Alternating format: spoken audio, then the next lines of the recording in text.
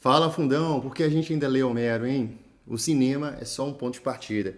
Eu tô aqui gravando esse vídeo de forma muito prática, eu tô aqui tomando um cafezinho, inclusive. Afinal de contas, de modo geral, nós mineiros gostamos muito, né? Eu assisti ontem a Odisseia e fiquei pensando, até postei no Instagram, colocando notinha, fiquei pensando como que a obra foi. Que filmaço, hein? Que filmaço. Eu fiquei muito feliz e não sei se você gostou, já assistiu. Se tiver assistido, me conte aí, por favor. E eu até fiz algumas anotações para pensar, mas acho que eu vou falar mais prático porque esse é o objetivo. E aqui não é o cinema em si, tá? Não é falar do cinema, porque o meu interesse aqui é promover exatamente o clássico de Homero atribuído a ele, de quase 3.000 anos. Não é? Precisa assistir o filme A Odisseia, de Christopher Nolan, para conhecer e encontrar com Odisseu. É possível você ler a obra clássica, esse poema que atravessa ou nos atravessa por milênios, por gerações, né? Acho que a primeira coisa é isso. Um outro ponto também interessante é que nós estamos falando de uma obra que ela foi cantada, falada, interpretada, reinventada ao longo dos últimos séculos e milênios. Isso também é muito relevante, né? E pensando o filme como ponto de entrada, eu gostei muito. É claro que é discutível, eu estava até postando isso lá, coloquei algumas fotografias dos últimos museus que eu visitei, na verdade o Museu de Genebra, de Arte e História da cidade de Genebra, que tem um acervo precioso de cultura material dos romanos, dos egípcios e dos gregos, dos helenos. Inclusive no sul da Itália, na Magna Grécia, como era chamada à época, eles povoaram, né, esse pedaço que hoje é o sul da Itália e tornou-se posteriormente parte do Império Romano, né, a Sicília, aquelas regiões todas lá. Por que eu estou trazendo tudo isso? Para a gente ver que o cinema pode ser uma perspectiva, a literatura pode ser uma perspectiva, e aí o meu foco aqui é a história, né? Afinal de contas, é a minha formação, e a cultura material, que também é a minha formação, não é? Enfim, toda adaptação é um caminho. Eu confesso que eu gostei, achei um filmaço, embora 3 horas no cinema é longo, hein? É uma pancada, 3 horas no cinema não é para qualquer um, não.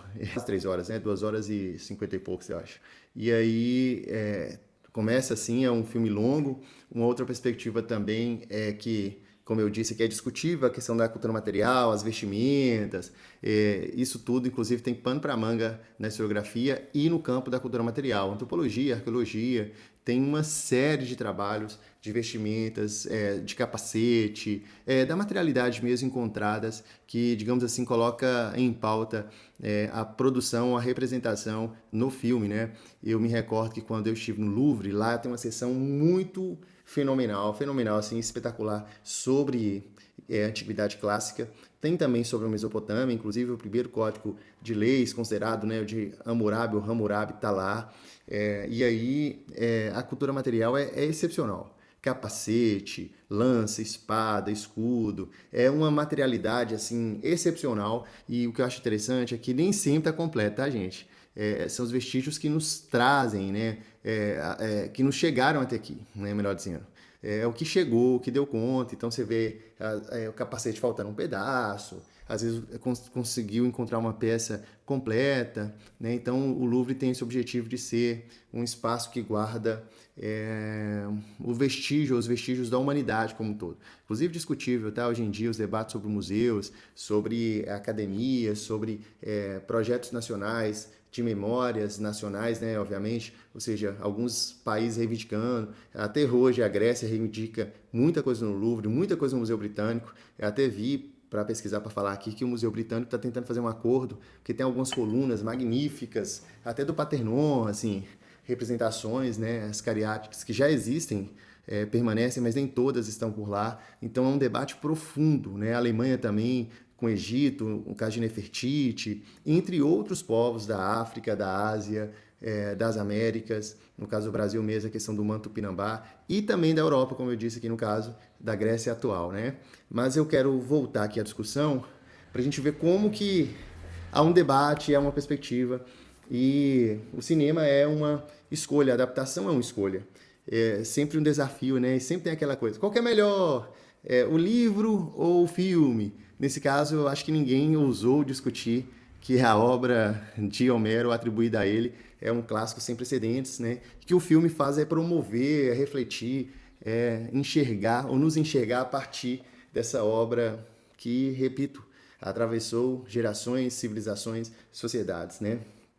Eu acabei de falar aqui de alguns museus, tem alguns museus espetaculares, eu sugiro que você pesquise. Se você conseguir visitar esses museus, perfeito, magnífico, eu gosto muito. Mas se você não conseguir, visite virtualmente, muitos desses museus você consegue olhar o acervo precioso, que eu já mencionei aqui pelo menos 3 museus aqui, o Museu Britânico, o Museu do Louvre, né, Museu do Louvre, e o Museu de Arte e de História, Arte Histoire de Genebra. São acervos preciosos, assim. Não são os únicos, repito, tem muita coisa espalhada pelo mundo, inclusive, de maneira geral, Grécia e Roma. A gente tinha, mais Roma que eu quero dizer agora, um acervo precioso sobre o sul, o sul ali da Itália, que veio no século XIX com o estímulo da imperatriz, esposa de Dom Pedro II, a Teresa Cristina. Pena que parte disso foi destruído. Era a maior coleção, tá, gente, da América Latina, e foi destruída naquele triste dia que o Museu Nacional pegou fogo, infelizmente, né? Enfim, eu quero voltar aqui. Homero não vive apenas nos livros, como eu disse, né? Ele aparece na cultura material, também nas adaptações, né? E aí eu queria trazer essa perspectiva para a gente pensar, né? O filme, inclusive, mais escuro, né? Tem gente que gosta, tem gente que não gosta. Eu confesso que eu gostei, assim, gostei sobretudo das representações das embarcações, tem uma proximidade interessante. Alguns também criticaram, outros elogiaram. Eu confesso que tem hora que eu gosto, tem hora que eu não gosto da trilha sonora. A trilha sonora, né, é muito apoteótica, né, aquela coisa toda. E também achei interessante como que eles representaram alguns elementos ou seres aí da mitologia grega, né, as sereias, inclusive quando eles entram na caverna.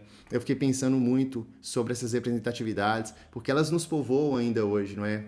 O canto da sereia, que você tinha que colocar algo para não ouvir, então tudo isso é uma representatividade, eu não vou falar para não dar spoiler aqui, mas eu achei muito bacana como que tudo isso, esse mundo, ele se encontra na obra do Nolan, né? Como que é uma referência, enfim. E eu fiquei 3 horas quase, né?